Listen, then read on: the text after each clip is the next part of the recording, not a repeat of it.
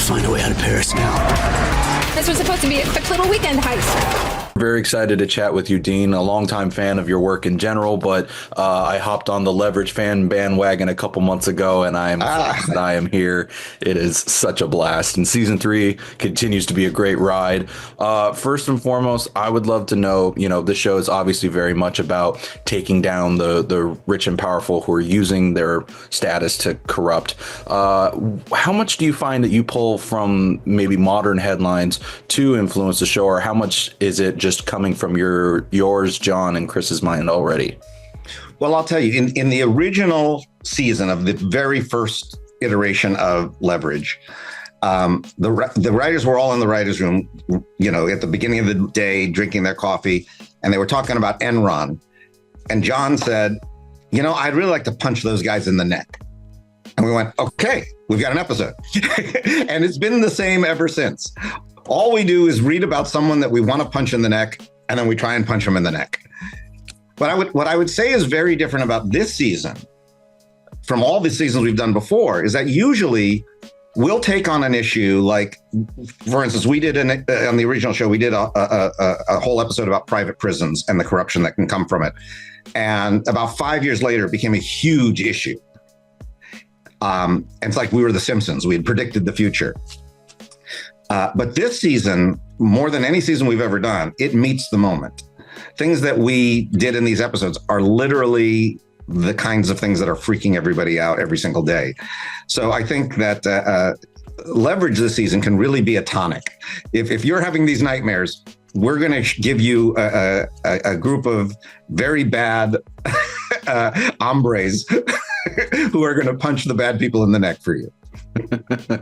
That's definitely been what I've been telling people now that I'm on this show, is that, this, if you're looking for a good cure-all for how you're feeling about the world right now, go watch this show, because it'll give you a sort of cathartic feeling, a cathartic release. Well, I've spent my career doing escapist entertainment, and it's very often that in the culture at large, escapist entertainment is thought of as a lesser art form. It's this populist kind of commercial thing, and it's not as high-minded as other things. And perhaps that's true. But I'll tell you, when you go through a pandemic, when you go through political strife, when you go through high inflation, when you go through hardships, getting to escape for a week, binging a show or a night of an episode, it's a real tonic. It's kind of the thing you need to get through it. And the beautiful comments that we get from people who say to me all the time, I don't know if I could have gotten through my cancer treatment without that crazy band of thieves, or I don't know if I could have dealt with the death of my husband of 30 years if I didn't see Parker dealing with the world in a way that I never thought I could deal with the world. It shows that it may be a lesser art form, but it's a necessary part of the diet. Well, and one thing I love about Redemption in particular is that you and the writers' rooms have really given characters a lot more moments to sort of be at the spotlight. Not that the original didn't, but Redemption really feels like it is staying true to its name and giving everybody sort of their own arcs. What is that like in the writers' room, finding that balance between ensuring that there is a character evolution in addition to the fun escapist heists, so to speak? One of the things we learned really early with the show is that if we didn't anchor the episode into something emotionally true, it got too silly. But if we anchored it sufficiently, we could actually get sillier and it would still work. In other words, you needed that foundation. And as the show evolved, we found that the most emotional anchors always came from the characters that you're most invested in. And if you've been watching the show, you want to know more about these characters. So it allows us to go deeper. And if you're brand new to the show, it actually gives this really interesting yin and yang of here's some interesting like character work that you wouldn't expect from a show like this. And then you get to see us blow up a building. That's definitely been the fun of Redemption in particular, and so I think you've nailed it. And you mentioned Parker a second ago, and I did want to ask. So season 3 puts her in a very interesting emotional place now that Hardison is properly taking a step back instead of being off on some other adventure. What can you tell me about writing that arc, but also how that's going to affect her going through this season? I think this is probably our most Parker-centric season that we've ever done. Parker is not like other people, and she's aware of that. And she has suppressed certain things about her own personality in order to adapt, to be a better team player, to in her mind, function better. But suppressing something doesn't heal it. And so this season, she ends up re-examining some of the things that she's suppressed. And it takes her to some very different places, especially in the season finale. As creators, to get to go there was really interesting. But to watch Beth as an actress go there, truly, truly spectacular. I think there's a lot of maybe unmined material that people don't realize Beth can get into with this character, and I'm excited to get to that finale. She was telling me, or teasing it last time I was talking with her, so I've got a few episodes left. And some are go very comic, but some go very, very dramatic, and this season is a real look at Parker in a way that we haven't looked at her before. Well, I can't wait to get back to exploring that.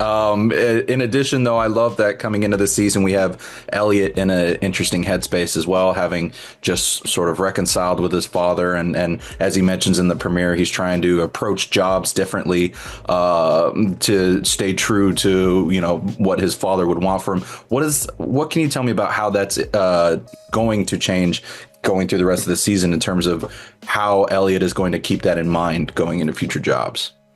Well, it's interesting because, creatively, you always look at things as arcs, right? And all of our characters have arcs, with one exception, Elliot.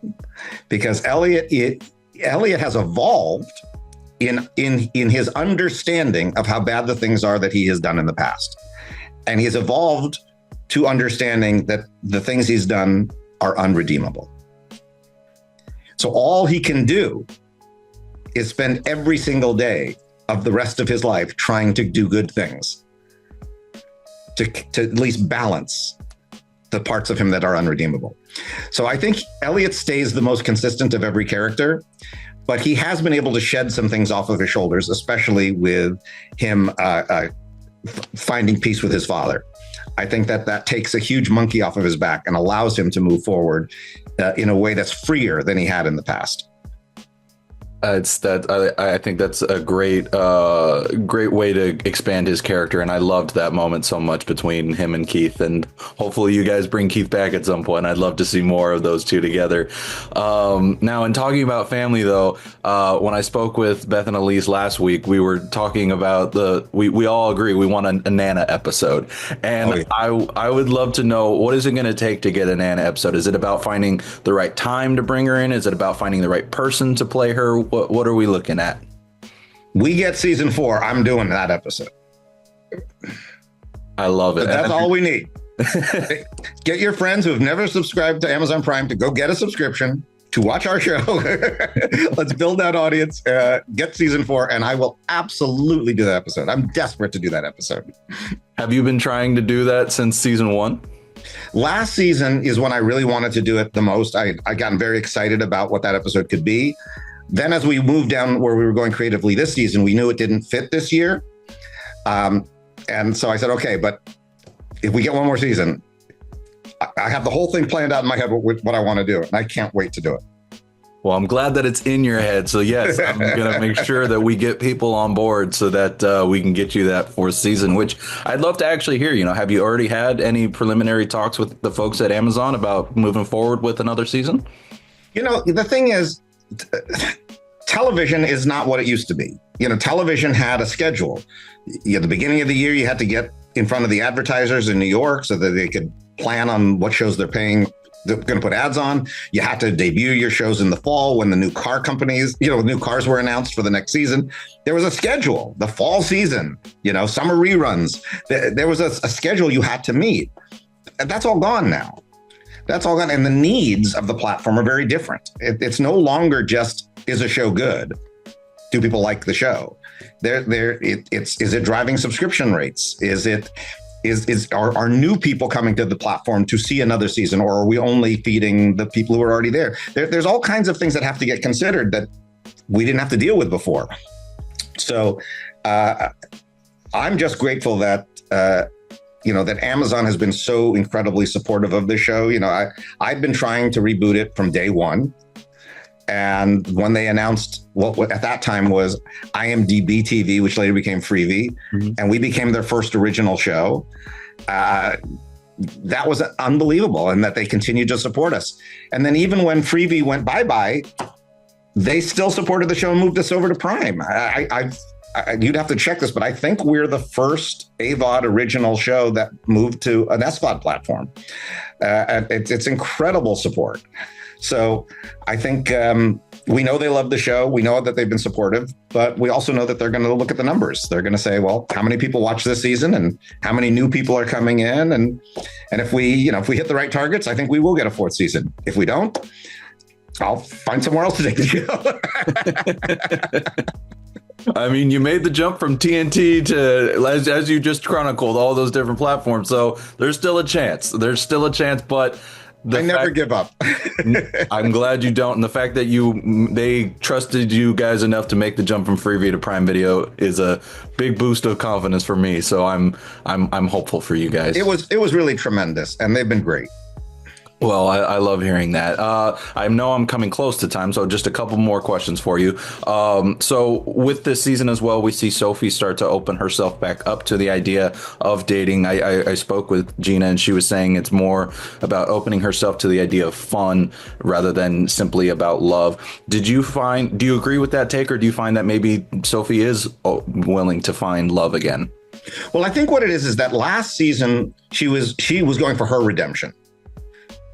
She was dealing with understanding that she had really hurt some people in her old version of herself. And she had to find her own redemption to that, especially how she had hurt a stepdaughter that she loved. So once she kind of went through that redemption, she got that monkey off her back. But now, okay, so what does life look like now? How does she maintain a relationship with a stepdaughter whose job it is to put people like her in jail? And can she have a love life? Can she have a sex life? This is stuff that she hadn't even been open to before this season. So it's as I say, she got all the cobwebs out of the apartment, but now she has to decorate it. Well, it's going to be really interesting to see how she goes about decorating it going forward, because I obviously her and Nate were so great together. I'd be curious to see where they go, or where you guys take her, I should say. And then for my very final question, I love that the Librarians is also coming back. And I know you guys also already have a season 2 pickup, which is amazing. Amazing. Yeah, so, we're shooting it right now. That's okay. Well, that was part of my question, was how is that coming along? But then I'd also love to know when we might get to see season 1, because I know we just saw the teaser trailer for it recently. They're about to make an announcement, and it's going to be soon. I will be very busy this summer between Leverage and Librarians. But again, it's the joy I had getting to bring back Leverage, is amplified by getting to be back in the universe of the Librarians. And you get to have Christian in both. I mean, well, he's like my, not to compare myself to Scorsese, but what Scorsese's relationship to De Niro is clearly my relationship with Christian. I've done 5 series with him at this point, so we've become quite a team. I mean, hey, he's a cool one to team with and a very great performer, so I don't blame you. But I love that you got to have that relationship, and I can't wait to A, finish the season myself, but B, get the word out about Leverage Redemption Season 3. Truly, you guys just continue to keep the bar high and keep it not more than just escapist fun. It is also very moving character journey. So thank you, Dean, so much for taking the time. Truly an honor. Appreciate you being here today. And take care. Stop with the handshake, man. Then go.